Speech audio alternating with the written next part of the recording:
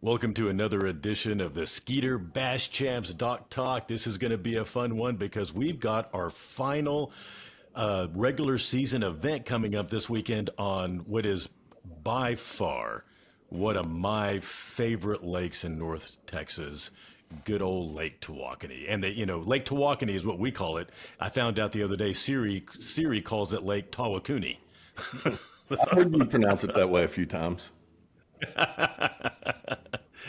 But man, I love fishing Tawakoni. Of course, I won my first bass champs on Tawakoni. Yep. Gosh, 20 plus years ago, right before I got married to my wife Lucia. So special fondness for that lake. But man, looks like the weather's really going to cooperate this weekend. I even hate to talk about it. It's been such a crazy weather year, so much rain up here. Of course, I hate to say that with so many places still needing so much rain, but yeah, it looks like we have a pure Chamber of Commerce week. Friday, little light north wind, and it even says Saturday light and variable. I don't even know what to do. Middle 80s. It ought to make it real interesting. You might even have to have a small jacket on in the morning. I'm not going to go that far, but let's just say we're going to be comfortable in the morning. And talking about Takeoff and where we're going to be going out of, we've gone out of the Holiday Marina area before, but we've never gone out of what is now Holiday SRA Park. This is a brand new facility. Tell us. Yeah, it's been. I mean, for probably when you won your tournament, we went out of Holiday Marina. We did. Yeah. The marina closed down, I don't know, 5 or 6 years ago. SRA acquired the property, cleaned it up, put a new pavilion. It's a wonderful facility, nice boat ramp, nice takeoff dock. But yeah, SRA Holiday Park, it's on the lake kind of runs west-east, so that would be southeast corner of the dam. There's the primary ramp there, and then another little sneaky ramp if you look on Google as you kind of pull into the park. You can hang a hard right and go down there, and we'll direct some people over there too to cut down on congestion. But wonderful facility, and yeah, it should be a great event. Plenty of parking, plenty of places to beach your boat. All of that is good stuff. Yeah, and speaking of that, weather and facilities, something we haven't got to the ability to do in a lot of years due to facilities was a controlled takeoff. So Tawakoni will be a controlled takeoff. Draw your numbers on Friday evening or Saturday morning. Friday from 3 to 7, Saturday morning starting at 5 a.m. We'll have you there announcing boat numbers. That'd be awesome. It's been a long time. I love a controlled takeoff. It is just, growing up with controlled takeoffs, it just kicks off my day. Whether I'm sitting with you, calling out boat numbers, trying to make sure I get everybody's name right, or I'm sitting in the boat with my live well lids open, getting ready to go out and fish the tournament. I just love that feeling. There's nothing like a takeoff in the morning. And how is the lake levels at Tawakoni? I know they're still letting a little water out of that lake. It's held about a half foot high for a month. It just, as you remember that dam, it's really not a gates. It's just, it flows over the top. I don't know what the technical name for that is, but it's been 4 to 6 inches over the top of it for 4 to 6 weeks. So lake got nice, great condition. It's hard to say that, with all the drought we have in so many other places in the state, that this place is just plumb full. Well, and when Lake Tawakoni's full, or even better, a little high, which it still is just a little bit high, man, that lake, the fishing just turns on. I mean, it is amazing. And we've got somebody, Mike Burns. Let's talk about Mike for just a second. Guy's been fishing bass champs ever since the very first bass champs tournament. Yes, he has. He's been on. He and his brother. We call him. We affectionately call him the Burns brothers because he's been fishing with his brother forever. He's been Angler of the Year in bass champs. He's won multiple events, had multiple top 10 finishes. Just a great all-around angler. His son, who is now competing, is also now a great all-around angler. Ben's a hammer also. Imagine that. Ben's a hammer. And, and he's had such success on Tawakoni. You and I were going back and looking at some of the standings the other day, and Mike's had multiple top 10 finishes, including top 5 finishes on that lake. And I know he went out of practice this weekend, so I'm anxious to talk to him. Yeah, man, the Ben brothers, Mike and Rob, of class act. They're just Class A. Well, let's Bring just him see. in. He is right. Oh my! Look behind you right there. That's quite a lot of plaques Got behind some you, hardware back there. I think longevity more so than excellence, but you fish long enough and you end up picking up a few plaques over time. Yeah, you got a few small trees Man. on the wall back there. That's awesome. Yeah. That, some of those plaques go back quite a long ways because there is a progression of how the plaques look over the years. So that's really cool to see behind you right there. I love that. That's awesome. So you have been fishing Bass Champs for how long? I think you started at the very beginning, didn't you? I think the first season we maybe only fished one, and then after that we've pretty much fished every year since then. So 2001, maybe 2002, Yeah. something like that. Yeah, and you always fished them with your brother. Yeah, pretty much. A couple years we did split up. I fished with my son when he was young.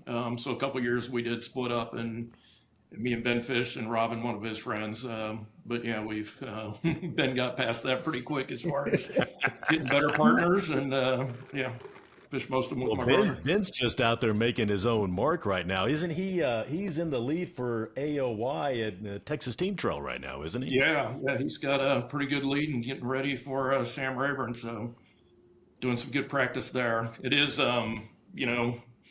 fished with him every weekend growing up, and I taught him everything I know, and he was a pretty quick study on that. But once he kind of got to college, it's well beyond what I could teach him, and now anything that I've shown him in the past is his quadruple backup pattern.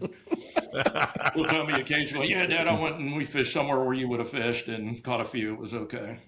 Yeah. Being a little humble there. I mean, they're all, they come about it honestly. They great people and great anglers. Before we start talking about Lake Tawakoni, I've just got a quick family question. Okay, so you got a boy. He's a hammer. He's a good fisherman. You guys fish against each other sometimes. I know you fished against each other at Belton and at Sam Rayburn on Bass Champs. Is there a side pot? Is there a family rivalry going on there? I mean, what is the dock talk on that one? I'd say more so between his uncle and him. It's hard as a dad to go out and compete against your son in the same event, but yeah, him and his uncle get a little bit of some side talk going on anyway. Oh, that's so fun. I love that. Well, everybody wants to hear about Tawakoni. Let's hop right on Tawakoni. Mike, you and your brother have had a great success on Tawakoni over the years. You've come real close to winning one on that lake. You've had multiple top 5 and top 10 finishes. I know you got some time to practice this weekend over the Memorial Day weekend.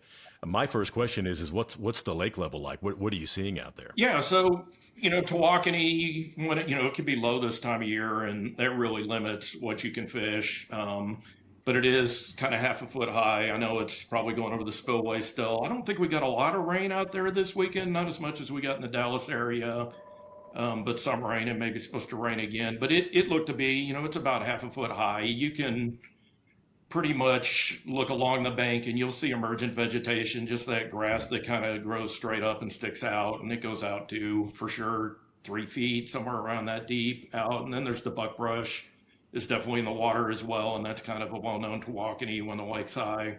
A lot of buckbrush in the water. There's always the wood. If you can find some, there's not as much as there used to be, but there's always wood in Tawakoni. And then boat docks and riprap are always around as well. And with it being high, pretty much everywhere you go, you'll see combination of all that stuff. And I think I caught fish Sunday when I pre-fished, and every one of those things. Definitely the first 4 caught them in the emergent vegetation a little bit, buckbrush, the docks, and wood. Yeah, I know that emergent vegetation in the morning is going to be a key pattern. The first Bass Champs I ever won was on Tawakoni. Jeff and I were talking about it earlier, and that was our key first thing in the morning was a buzzbait in that emergent vegetation. Do you see, of course, a buzzbait on Tawakoni, I don't care what time of year it is. It's rumored, kick up mud with your trolling motor and throw a buzzbait. Do you see a pattern like that working this weekend? Yeah, I think with everything being shallow, that's probably where most of the people are going to be fishing, less than 6 feet for sure, and probably throwing it to the bank for the most part. And I think, lots of stuff will come into play then. It's really, you can power fish, you can flip, probably a combination of both. Anything that you can throw up in shallow covers, probably what people are going to be doing, throwing frogs, spinner baits, buzz baits, swim jigs, any combination of those things for sure. Yeah, even pitching a bait, when that sun comes up, they'll get tighter in some of that shallow vegetation. Yeah. And you can flip up in there, and that's a fun way to catch fish. Oh man. Got a couple things on my mind, Mike. What with all this new water? What I know you run around. What was I've been to the Takeoff facility for a site visit, but what was the overall clarity of the lake? Just west to east, north to south, however you want to look at that.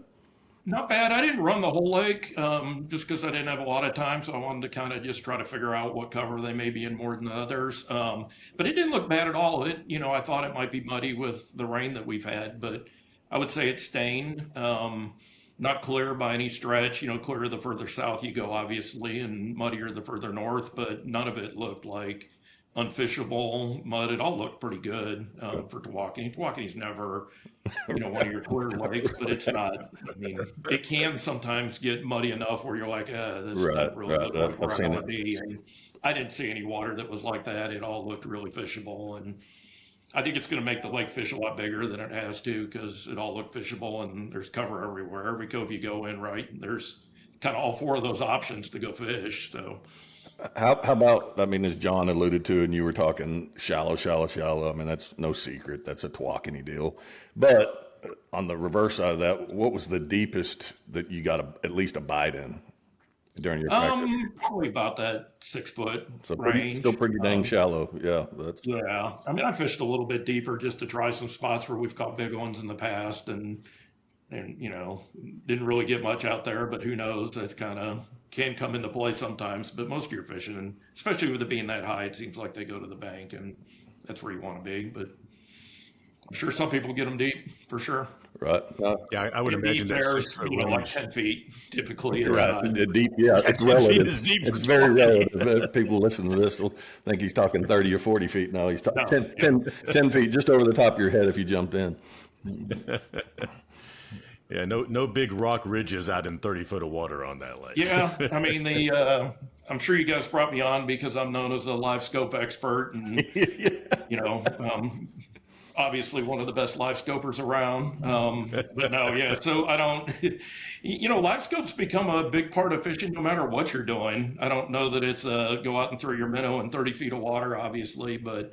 For sure, I use it all the time while fishing. I'm not great at it, but getting better. But even just fishing shallow, I'm using the scope to see where I'm throwing and make adjustments. And if you see something out, to the right, you go throw over there, and it's definitely something coming into play. See, that was the benefit of having a son. Oh yeah, yeah. Ben taught him that. I love it. Without a doubt.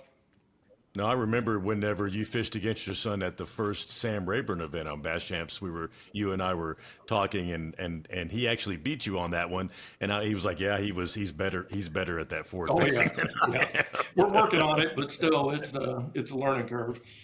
It's part of that younger generation embracing new technologies of all kinds. And it's interesting too, because we talk about it and we kind of assume all the young guys are just out there scoping, but most of them, if I just go out and fish against them and you said turn your scopes off, they'd still go out and slam me for sure. They could catch them any way you want to slice it. Yeah. Well, a lot of those kids proved that on the Sabine River here recently on the latest Bassmasters. I mean, they know how to fish. They don't know just how to look at a screen. They know how to fish. Speaking of fishing, you right now are still sitting pretty good on the Angler of the Year title. You're sitting in fourth, and you've got some young guns just right in front of you. Yeah, for sure. We were, we wanted to kind of fish them all, but we were going to fish until we remained in the Angler of the Year, and we kind of just limped along most of the season and then ended up getting a couple top tens. Limping along in the top 10. We talked about multiple times. Nothing went right in any of our earlier tournaments. It's just kind of like everything went wrong. And we thought the same thing was happening at LBJ. And then we ended up catching a couple of good ones where things, decisions actually worked out.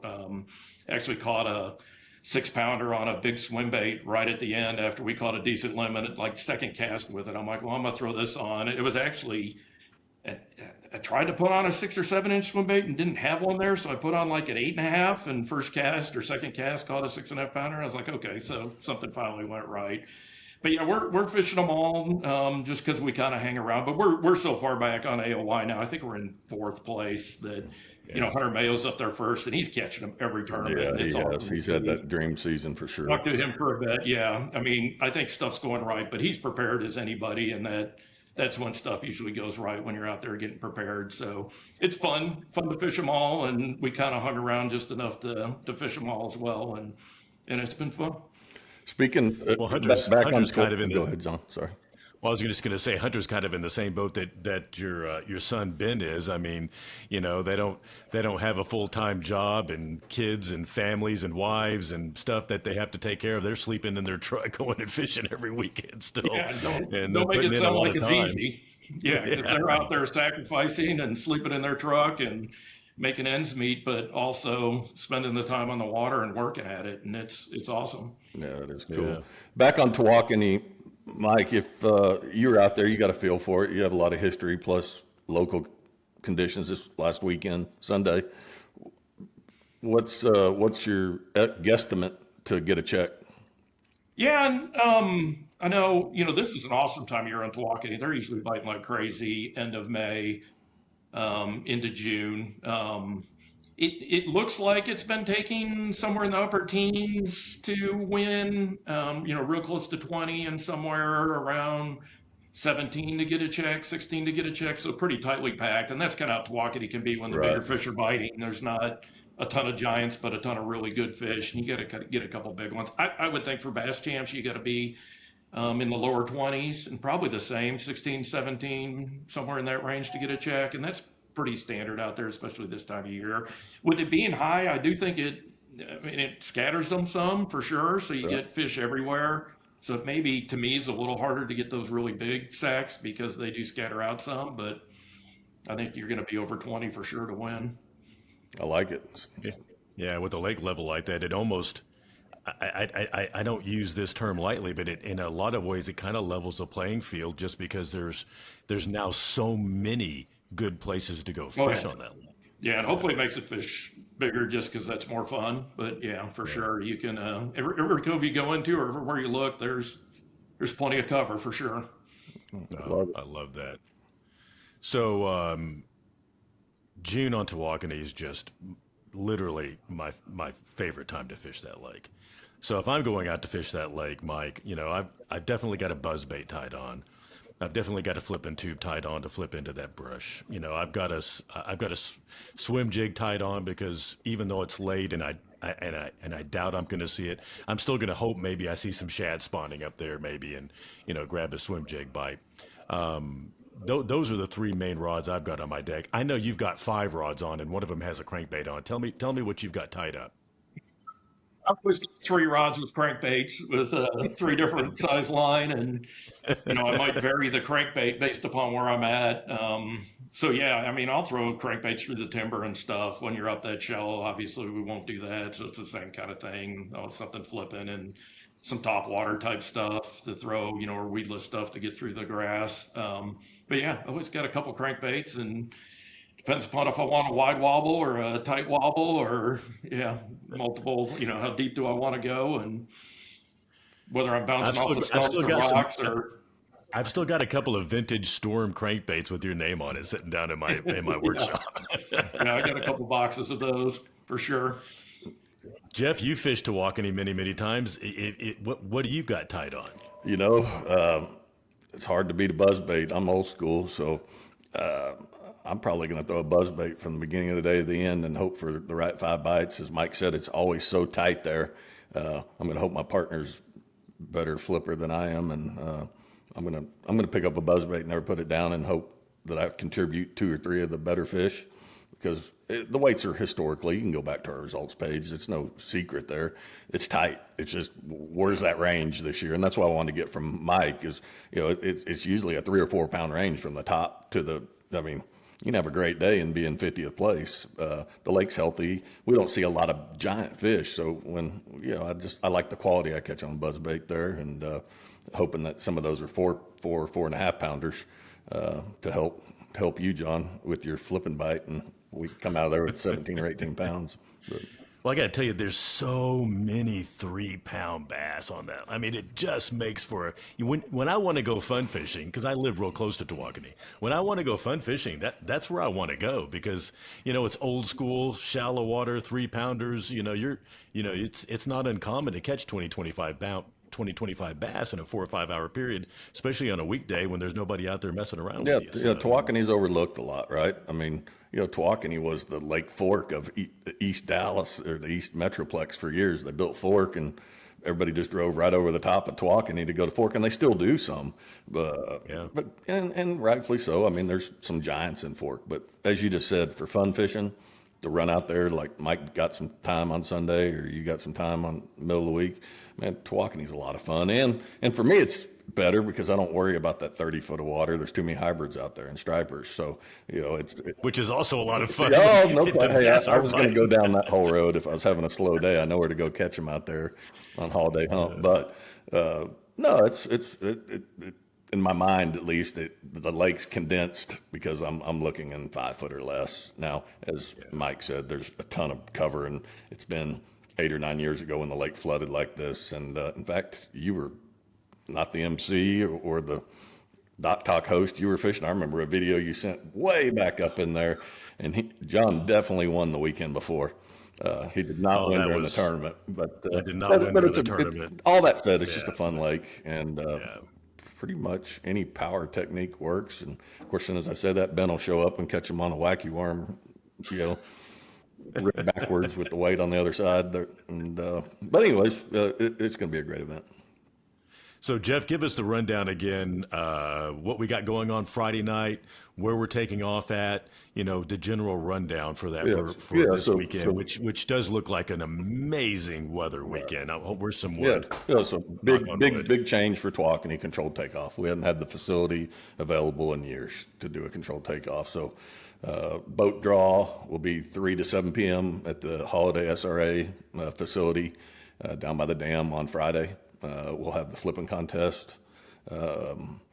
Also Friday, big Skeeter big bass cash, $1,000 for the biggest fish caught on Friday. I'm sure we're going to weigh quite a few fish on Friday for that $1,000. Again, same location Saturday morning. Office there, trailer opens at 5 a.m. for anybody rolling into town. Like Rob and Mike are famous for. They're generally one of the last ones to show up, but he's very humble. But that's probably his practice day, his half a Sunday, and that was a lot of practice for those guys. I've known them pretty well over the years. Safe Light Prayer National Anthem. John you'll let them roll, and we'll flight them in the afternoon. And I think Mike's real close. I'm in agreement that 17 pounds is probably the cut line, and I'm going to go with 22 to win. And somebody will have a 5 or 6 pounder that, which doesn't sound like a big fish in some of the places, but that's darn good fish on Tawakoni. Mike, we always do a secret word for our flipping contest to get an extra flip. And you got any secret words? You got a funny word that you would like to throw in for that extra flip? Grandfather had a nickname for my grandmother that is kind of becoming pretty relevant in bass fishing. He called her Min or Minnow. So we'll go with Minnow. Minnow, I like it. Minnow. All right. So Minnow will be the official keyword if you want to get an extra flip in the flipping contest. Is Fun and Sun coming out on Friday night? Do we have any? They're there. We're not cooking on Friday night. They will be there with some demo boats and whatnot, but no meals. So come fed, not hungry. Well, it's always so cool to wrap up the season with a good weather event. And I know I'm jinxing it right now, so if I do, everybody can just blame it on me. But, I'm looking at those forecasts. Literally, if it was me fishing the tournament, I would probably have a light jacket on in the morning to make the first run because I just like the heat. But Lake Tawakoni, Holiday SRA Park, controlled takeoff for the first time in a long time at Lake Tawakoni. Lake level is up, vegetation is in the water. You say 22, Jeff. Your prediction, Mike, is 22. You broke up there for just a second. Tell me one more time. 22, but I'm 21 since Jeff went 22. All right, 21 for Mike, 22 for Jeff. See, it's interesting. When I won it, it only took 18, but it still took 15 pounds to get a check, and you paid out like 30 spots. Yep. That was how tight it was. I like the 21, 22. I'm going to go with. I'm going to go big because that's just the way I go. I'm going to say it's going to take 23 plus to win it, but it's only going to take 16 pounds to get a check. Right, bigger spread, higher top and bigger spread. I like it. We're going to find out Saturday about 3:00. Yeah. Remember, we got live up and both on, live leaderboard and actual weigh-in will be live. So it'll be awesome. It'll be a good live weigh-in to watch because there'll be so many people will be right there on that 15 to 16 pound line. There'll be a lot of beautiful fish weighed in it. Yeah, looking forward to it and really appreciate your time, Mike. I know you're busy and look forward to seeing you boys this weekend. Thank you. Look forward to seeing you guys. See everybody at Lake Tawakoni Friday for registration, and also Saturday morning, controlled takeoff holiday SRA Park. Looking forward to our last regular season event for the year. And then next week, we've got to talk about our biggest event of the year with Skeeter Owners Tournament coming up. That's a whole new world, isn't it, Jeff? My favorite event of the year. So it's going to be a big one this year. Yeah, you'll hear all about that on next week's Bass Champs Dock Talk podcast. Look forward to seeing you this weekend.